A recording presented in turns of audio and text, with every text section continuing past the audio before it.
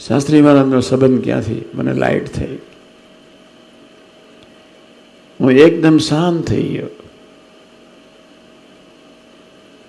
ગમે તેવો છે ભક્તિ સમયે વાત કરી હતી. પ્રકૃતિ પુરુષોથી કોઈને સંબંધ નથી. કેવી કેવી વ્યક્તિઓ, કેવા કેવા દેવ, કેવા કેવા અવતાર પુરુષો, કેવા કેવા મૂળ પ્રધાન પુરુષો, મૂળ પુરુષો, એને સંબંધ નથી. ભગવાન સ્વામિનારાયણ કોઈ લોકાંતરોમાં કોઈ જગ્યાએ કોઈ ભૂમિકામાં ગયા જ નથી, કોઈ ધામોમાં ગયા. સીધા મૃત્યુ લેખ. 225 વર્ષ પહેલાંનું છપૈયે ગોંડા ડિસ્ટ્રિક્ટ, કેટલા જંગલ હશે, કેટલું બેકવર્ડ હશે. આજે એ ગામમાં જઈએ તો આપણે હસવું આવે. ક્યાંય પ્રભુએ પ્રગટ્યા. પછી પેલા એ નિયમ લઈને બિચારો ગયો. બરોબર સમજ. હું તમને એ વાત સમજાવી રહ્યો છું. આજે આપણે સંકલ્પ કરવાનો છે. બાપાને બધા જ ગમતા હતા, બધા જ. ધરતીની કોઈ વ્યક્તિ એવી નહોતી કે બાપાને નહોતી ગમતી. તો આજે આપણે સંકલ્પ કરવાનો છે. આ જીભડી નકામી છે. અનંત પ્રકારના સત્વગુણના અહંકારમાં એ બોલતી જ હોય. ટીકા ચર્ચામાં પડી જઈએ છીએ. ફલાનું ઢીકનું, જય સ્વામિનારાયણ. વડીલોને છોડતા નથી. વડીલોએ આમ કરવું જોઈએ ને વડીલોએ તેમ કરવું. આજે આપણે સંકલ્પ કરીને જવું છે. પોતાની દાઢી જ્યાં સુધી ન ઓળવાય ત્યાં સુધી મારે મારા આત્મા તરફ જોવું છે અને ભગવાનના સૌમાં દર્શન કરવા છે, ભગવાનનું ભજન કરવું છે, સેવા કરવી છે, સ્મૃતિ કર્યા કરવી છે. જે સોંપે ગ્રહસ્થ ત્યાગીઓએ ત્યાગીની, ગ્રહસ્થ એની એ પ્રમાણે જીવન જીવી લેવાનું છે. શિક્ષાપતિ પ્રમાણે અમારે તમારે બધાએ જીવવાનું છે. કેટલી બહુ સાદી વાત કરું છું. અમરીશનું વ્યક્તિત્વ તદ્દન જુદું પડી જવું જોઈએ.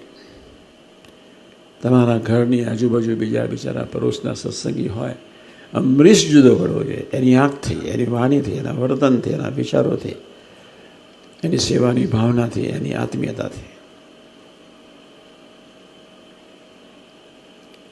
પંચવર્તમાન ન પાડનાર અમરીશે તો અહીં ધરતી પર આવવાનું જ નહીં.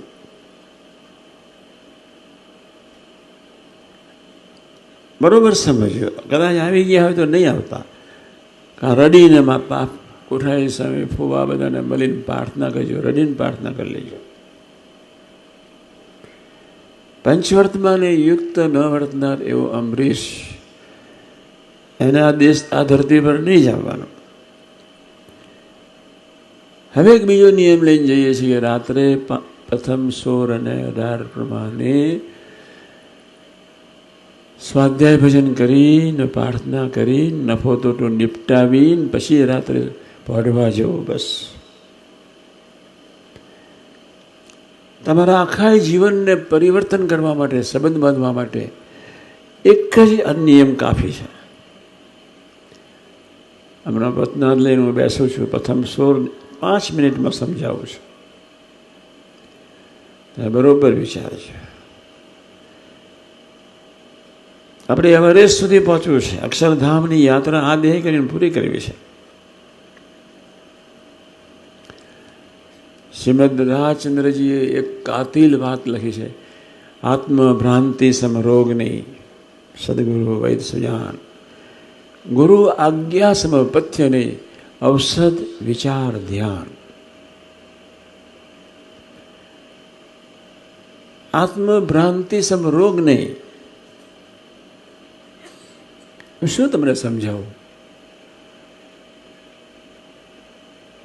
આત્મભ્રાંતિ સમરોગ નહીં.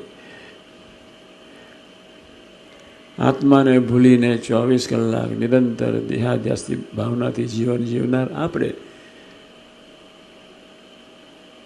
તમે અહંતા અને મમતાથી બોલો છો, એ જ રોગ છે. તમે નામ રૂપના આકારે વર્તો છો, એ જ રોગ છે. એક સાધુ કેટલી એક અદ્ભુત વાત કરીને પૃથ્વી પરથી વિદાય લીધી. ટોપ સાધુ, જૈન સંપ્રદાયના એ જીનિયસ સાધુ મને બહુ ગમતા. મેં દર્શન નથી કર્યા પણ મને આશ્રમમાં ગયો છું, એમનું લાઈફ વાંચ્યું છે. એના સૂત્રો: આત્મભ્રાંતિ સમરોગ નહીં. તમે પોતાની જાતને દેહરૂપ માનો છો, એ જ તમે ભયંકર રોગીલા છો. એટલે બીજો એક નિયમ લઈને જવાનો છે. પહેલો નિયમ આ, બીજો નિયમ એ લેવાનો છે. હમણાં પરદેશથી આવ્યો, ભક્તિ સામે કિંચિત થોડી વાત કરી લીધી.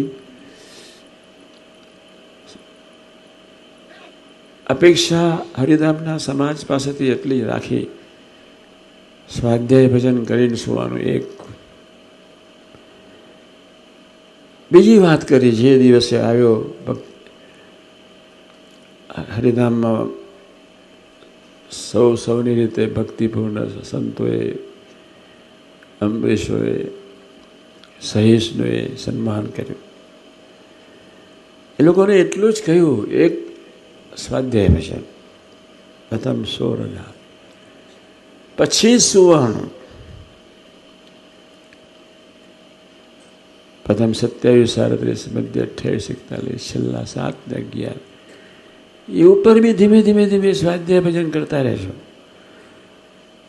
10 રત્નાને ટાર્ગેટ બનાવી દેવાનું છે. પ્રથમ 16, 27, 37 નિષ્ઠા કરતા હતા, મધ્ય 28, 41 સેવા, છેલ્લાના 7 ને 11 આત્મીયતા, આત્મબુદ્ધિને પ્રીતિ. વડતાલ 16 સત્સંગ ને ભજનનો જ આગ્રહ, અને મધ્ય 12 આ 10 વચનાથ.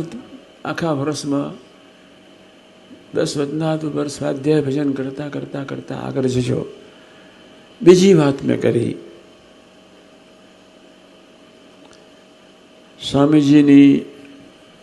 સ્વામીજી અમને આનંદના સ્ટેશન પર મળ્યા. સ્વામી કે બેસી જાઓ, પૂજા નહીં, કપડાં નહીં. હું તો પેલો બાળક જેવો પહેલી જ વખત સ્વામીજી પૂજાને, સ્વામી બેસી જાઓ, પૂજા અમે આપીશું. આટલા જણા ગયા.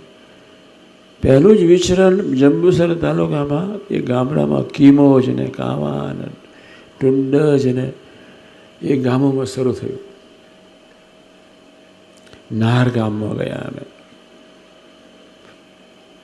દરબારોનું ગામ. અમે 1:30 વાગે પહોંચ્યા. દરબારો બિચારા ઘોર નિંદ્રામાં. 1:30 વાગે પહોંચ્યા. મને સ્વામીજી કે જાઓ રસોડામાં જઈને જુઓ થાળ ક્યારે થશે. પૂરી પેલા એ કાઢવાની શરૂઆત કરી, ભાત ધોવાની શરૂઆત કરી, શાક સુધારવાની શરૂઆત કરી. કેવા સમાજમાં યોગી મહારાજ વિચરણ કરતા હશે, છતાં એની મસ્તી ગઈ નથી. અને હું પહેલી વખત જ વિચરણ. અમે 3 યુવકો હતા. એક ધર્મદના કનુભાઈ, એક બીજો બરોડાનો એક દીકરો. પેલા 2 તો અમે મિત્રો થઈએ. સ્વામીજી આવો, ભલે આપણે થોડી વાતો કરીએ.